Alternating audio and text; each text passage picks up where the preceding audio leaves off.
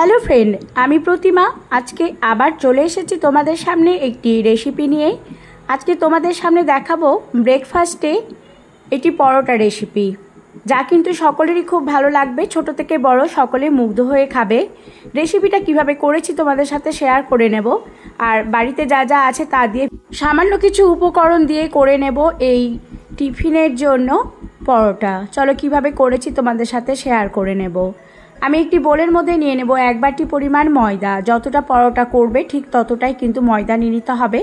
তো আমি এখানে 2টো পরোটা করব, সেই হিসাবে ময়দা নিয়ে নিয়েছি। একটু লবণ আর একটু ময়ান দিয়ে ভালো করে এভাবে মেখে নিলাম। ময়দাটাকে মেখে নিয়ে খুব ভালো করে রেখে দেব 15 মিনিট রেস্টের জন্য। এবার আমি একটা আলু সেদ্ধ করে নিয়েছিলাম। আলুটাকে সেদ্ধ করে একটু হাত দিয়ে এভাবে মেখে নিলাম।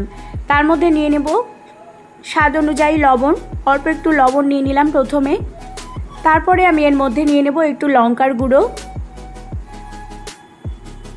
সেই সেদ্ধ আলুর মধ্যে নিয়ে নেব আমি এখানে 1 চামচ পরিমাণ সয়া সস।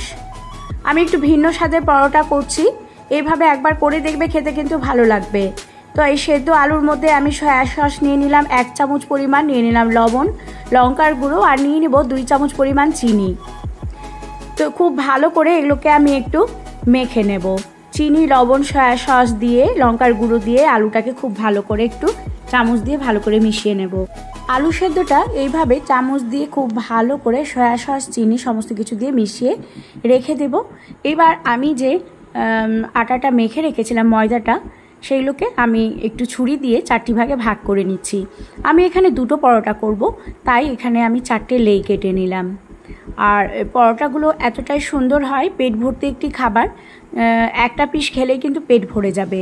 আর এইরকম বেশ মোটা মোটা আর বড় বড় পরোটা হবে, যা ব্রেকফাস্টের জন্য ভীষণই ভালো, আর সেটি স্বাস্থ্যকরও হবে। তো আমি এখানে মোট 4টি বল তৈরি করে নিয়েছি। এবার একটা করে বল নেব আর খুব ভালো করে রুটির মতো করে শুকনো ময়দা দিয়ে বেলে নেব। আর খুব বেশি মোটা হবে না, একেবারে রুটির মতো না, তার থেকে একটু পাতলা করে কিন্তু বেলে নিতে হবে। এইভাবে ভালো করে প্রত্যেকটা রুটি আমি বেলে নিলাম। প্রথমে রুটিগুলো আমি বেলে নেব, তারপরে একে একে পরোটার প্রসেসিংয়ে যাব। প্রথমে একটা রুটি আমি নিয়ে নিলাম। তারপরে আমি যে আলুর যে পুরটা তৈরি করেছি, সেই পুর নিয়ে নেব 2 চামচ, আর ভালো করে পুরো রুটিটাতে কিন্তু লাগিয়ে নিতে হবে। তো এইভাবে চামচ দিয়ে দিয়ে পুরো রুটিতে কিন্তু আলুর এই পুরটা আমি লাগিয়ে নিচ্ছি। একটু ভিন্ন স্বাদের পরোটা, তোমরা একবার বাড়িতে টেস্ট করে দেখবে, এইভাবে করে কিন্তু ভীষণ ভালো লাগে খেতে। প্রথমে আলুর পুরটা আমি এইভাবে রেডি করে পুরো রুটিতে আমি লাগিয়ে নিলাম। তারপরে এর উপরে আরও কয়েকটি জিনিস দেব। তো দেখো আমি কিভাবে করছি, এইভাবে তোমরা পরোটা বাড়িতে করে দেখবে, অসাধারণ লাগে খেতে। আর বিশেষ করে সকালে ব্রেকফাস্টে এই ধরনের পরোটা করলে কিন্তু ভালো লাগে। লাঞ্চে ছেলে মেয়েদের টিফিন করেও দেওয়া যেতে পারে এইভাবে পরোটা বানিয়ে। এইবার সেই পুরের ওপরে আমি নিয়ে নেব অল্প একটু কাঁচা পেঁয়াজ কুচি করে রেখেছিলাম। পেঁয়াজ একটু উপর থেকে ছড়িয়ে দেব। তারপরে আমি এর মধ্যে নিয়ে নিচ্ছি একটুখানি ক্যাপসিকাম কুচি, সামান্য একটু লঙ্কা কুচি দেব, আর একটুখানি দিয়ে দেবো রসুন কুচি। রসুনগুলোকে ছোট ছোট টুকরো করে কেটে রেখেছিলাম। একটু টমেটো দিয়ে দিলাম। টমেটোগুলো ছোট্ট ছোট্ট করে সরু সরু করে কেটে রেখেছিলাম, বীজটা দেব না। আর একটু দিয়ে দিব গাজর। গাজরটাকে আমি একটু গ্রেট করে নিয়েছিলাম। গাজর এমনিতে একটু শক্ত, তো একটু গ্রেট করে নিলে কিন্তু বেশ ভালো হয়। উপর থেকে ছড়িয়ে দিলাম ধনে পাতা কুচি। এবার উপর থেকে সামান্য একটু লবণ ছড়িয়ে দেব। স্বাদ অনুযায়ী একটুখানি লবণ আমি উপর থেকে নিয়ে নিলাম।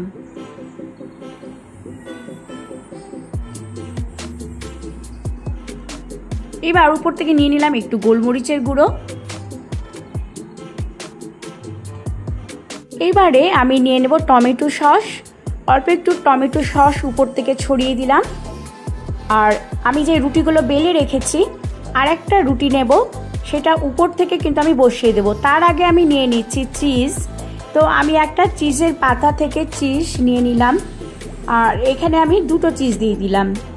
2টো চিজ বসিয়ে দিয়ে তার উপরে কিন্তু আর একটা বেলে রাখা রুটি কিন্তু এর উপরে বসিয়ে দেব।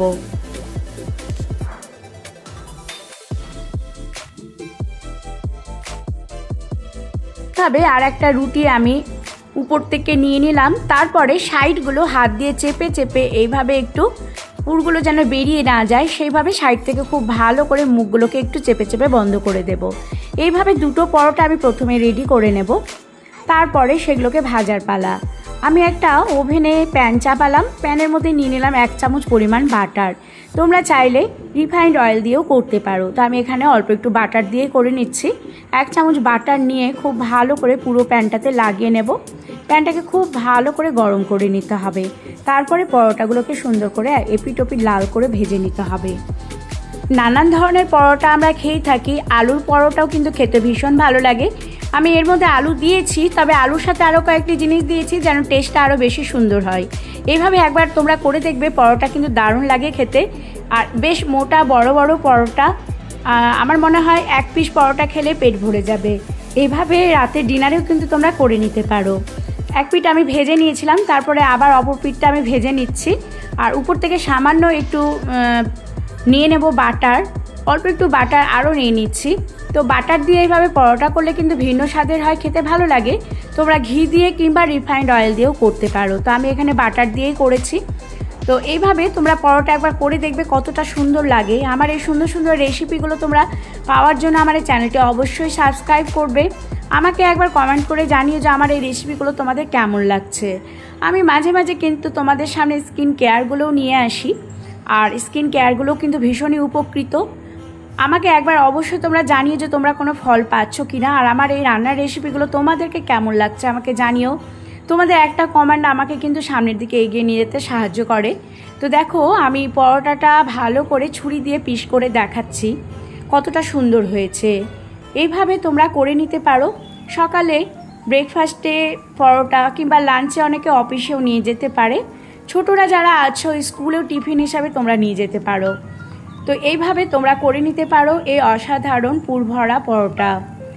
এই পরোটা যদি ভালো লেগে থাকে অবশ্যই আমার চ্যানেলটি সাবস্ক্রাইব করতে ভুলবে না। আরও নিত্য নতুন সুন্দর সুন্দর রেসিপি পাওয়ার জন্য চ্যানেলটি সাবস্ক্রাইব করার অনুরোধ রইল।